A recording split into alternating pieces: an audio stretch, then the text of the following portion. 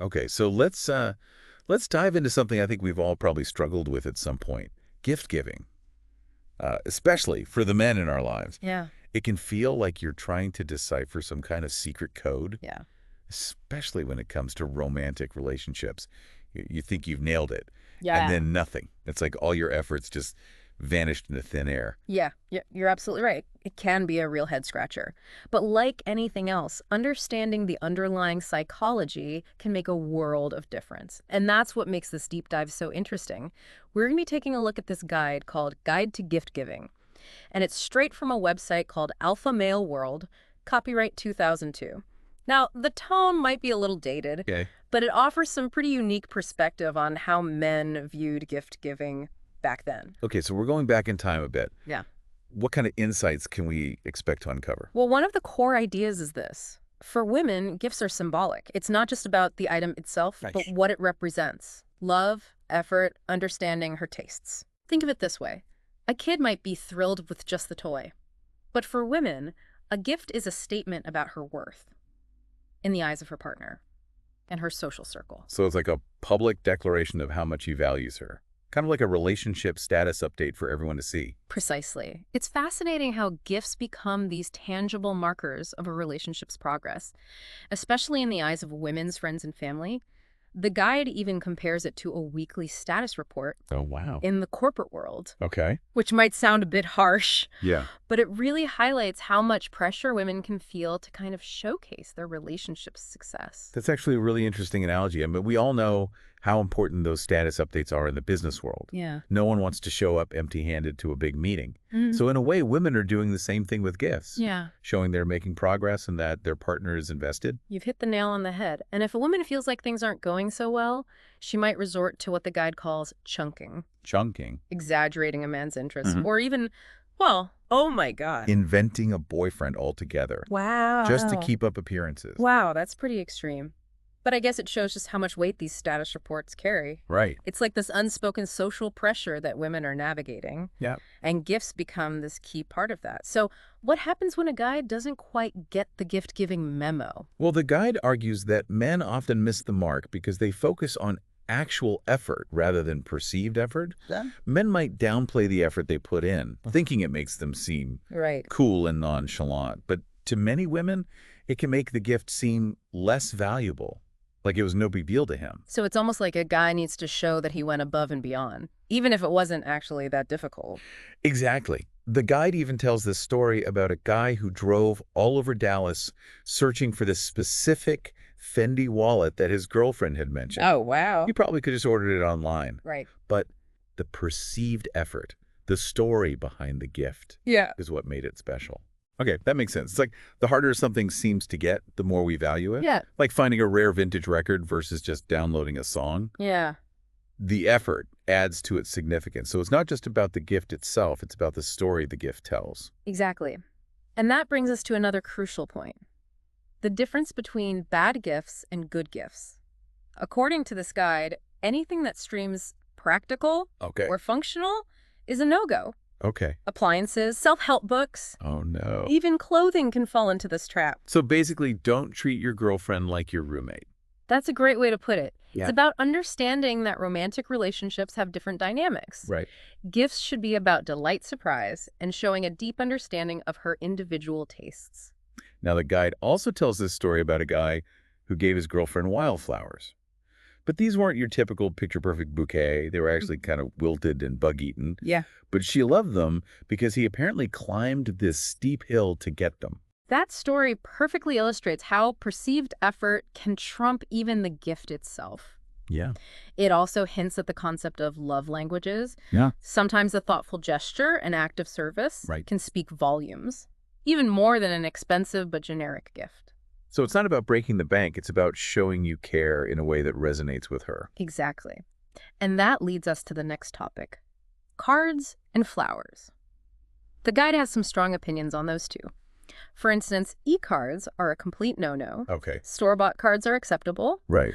but personalized, even rhyming cards are the gold standard. Wait a minute. Rhyming cards. Isn't that a bit cheesy nowadays? It might seem that way, but remember, this guide is from 2002. Oh, It's a snapshot of how men viewed romance back then. okay. But the core idea is still valid. It's about demonstrating that extra level of care and personalization. It's about creating something unique for her, Right. something that stands out from the mass-produced options. Okay. I can see the logic there. You're creating something just for her, like a little piece of art. What about flowers? Does the guide have any specific advice on those? The guide is very specific. Flowers are reserved for special occasions only, and sending them to her workplace Okay. maximizes that status boost. It's all about public acknowledgement. A little bit of showing off, if you will. That's interesting. I can definitely see how that would have been a big deal back then. But I wonder if it's still relevant today. I mean, some women might find a bouquet delivered to the office a bit old-fashioned, Yeah. maybe even disruptive. You raise a great point. It highlights how social norms and expectations can change over time. It's always wise to consider your partner's individual preferences and how they might align with current cultural trends. Right. What might have been a romantic gesture 20 years ago could be seen as something completely different today. Right. So we've talked about the no-nos, but what does the guide consider a good gift? What actually makes the cut? Well, jewelry and accessories are high on the list, especially if you pick up on her subtle hints and surprise her with something she truly desires. It really shows that you're paying attention to her personal style and preferences. That makes a lot of sense. These are things she can wear and showcase. Adding to that status report we were talking about, it's a win-win. She gets a beautiful piece, and you score points for being attentive. Exactly. The guide also suggests artwork and experiences as excellent options. Artwork, especially a piece from our favorite artist, or something you create yourself, demonstrates a unique level of thoughtfulness and an understanding of her taste. And experiences like a romantic getaway or tickets to a concert are all about creating shared memories and spending quality time together. It's like you're investing in the relationship itself rather than just a material object. Precisely. It recognizes that in today's fast-paced world, time and shared experiences can often be more valuable than any material possession. You know, this reminds me of the time I tried to surprise my partner with a weekend getaway to a secluded cabin in the woods. I thought it would be this perfect romantic escape, but it turned out he absolutely hates being away from civilization. No cell service, no Wi-Fi. It was a total disaster. That's hilarious, but it's a good reminder that even with the best intentions, things can backfire if you don't know your partner's preferences well enough. It's not just about picking something you think is romantic, it's about understanding what romance means to them. Exactly. Sometimes the best gift is just asking what they would genuinely enjoy, right? Absolutely. Now, back to the guide. It also touches upon a somewhat controversial concept called payment for performance. Okay. Essentially, it argues against showering a woman with gifts before she's well become intimate with you.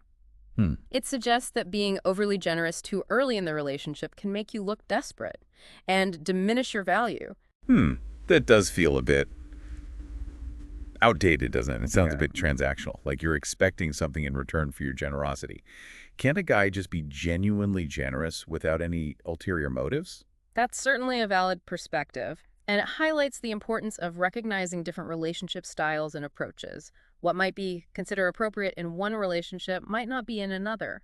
It ultimately comes down to communication and understanding each other's expectations. So context is key.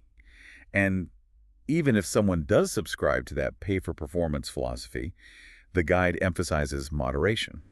Don't go overboard with the gifts, or she'll start taking them for granted. Right. It's about striking that delicate balance between showing affection and appreciation without creating a sense of entitlement or expectation. So what's the guide's suggestion? Space them out. Well, the guide uses the analogy of closing a big sale at work. Yeah. Once you've delivered, you don't immediately jump back into negotiations. You've earned some goodwill, so to speak. So you take a break and let the client enjoy their purchase for a while. Exactly. And in the context of a relationship that translates to easing up on the pressure for a bit, let her savor the gesture and the feeling it created. Okay, this payment for performance concept is a little tricky, but the pacing analogy makes sense. It's about finding a rhythm that feels natural and genuine for both people in their relationship. Exactly. It's all about navigating those subtle nuances and understanding the unspoken language of gift giving. And that brings us back to one of the guide's central points, the importance of perceived effort, which it brilliantly illustrates with that story about the Fendi wallet quest. Ah, yes, the epic Fendi wallet saga. It's a classic tale of going above and beyond to find that perfect gift. Tell me, why do you think that story resonated so much with readers back then?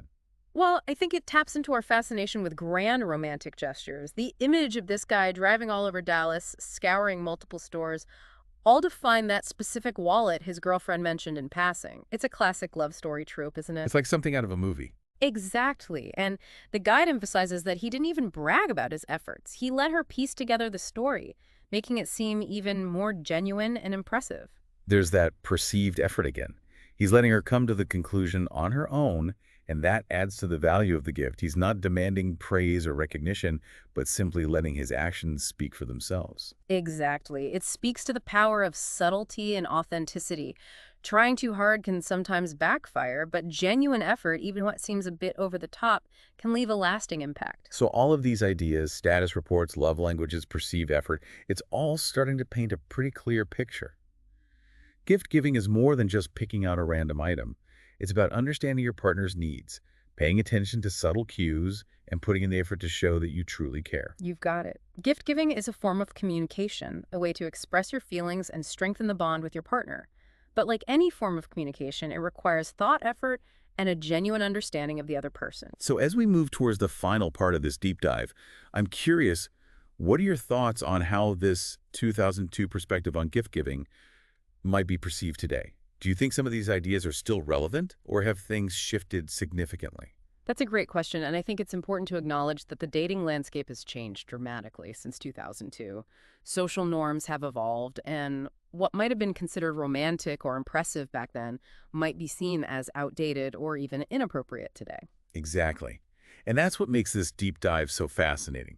We're not just looking at gift-giving advice, we're looking at how societal expectations and relationship dynamics have shifted over time. So we've explored this fascinating 2002 perspective on gift-giving, with all its talk of status reports and perceived effort. But before we wrap up, I kind of want to bring it back to you, the listener.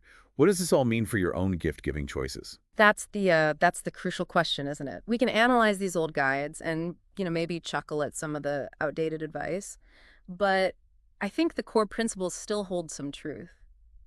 Gift giving, at its heart, it really is about communication and connection. Yeah, it's about showing your partner that you see them, you hear them, and you care enough to put in the effort. Yeah. And that effort can manifest in so many different ways, right? Mhm. It's not just about, those grand gestures or the expensive presents. Exactly. Think back to the last time you received a gift that truly blew you away. Yeah. What was it about that gift that made it so special? Chances are it wasn't just the item itself, but the thoughtfulness, the effort, the understanding behind it. Yeah, it's like that gift was speaking directly to your soul, acknowledging something unique and special about you. And that feeling, that connection is what we're all ultimately seeking, isn't it? Absolutely. And the beauty of it is there's no one-size-fits-all approach. The perfect gift is the one that speaks to your partner's individual needs and desires, their love language, their personal style. So it sounds like the key takeaway here is to move beyond the generic, the expected, the simply practical. Right. It's about finding those gifts that resonate on a deeper level, that make your partner feel seen, understood, and cherished. Precisely. Imagine this. You're presenting your relationship to the world through your gifts. What kind of message are you sending? Is it a message of love, thoughtfulness, and genuine connection? Or is it something more superficial, more transactional, more about keeping up appearances? That's such a powerful image. It's like you're curating this exhibit of your relationship, and each gift is a carefully chosen piece that tells a story. And that narrative is what truly makes a gift unforgettable. It's the effort you put into finding that perfect vintage record, the time you spend crafting a heartfelt poem, the way you anticipate your partner's needs and surprise them with something they didn't even know they wanted. It's about stepping outside of yourself and truly seeing the world through your partner's eyes. And as we wrap up this deep dive, I want to leave you with a challenge. Take some time to reflect on your own gift-giving style. What kind of message are your gifts sending? Are you hitting the mark, or is there room for improvement? Are you truly speaking your partner's love language? Yeah. Are you creating those moments of genuine connection and joy? We'd love to hear what you discover, what insights you glean from this journey into the fascinating world of gift giving. So until next time, happy gifting.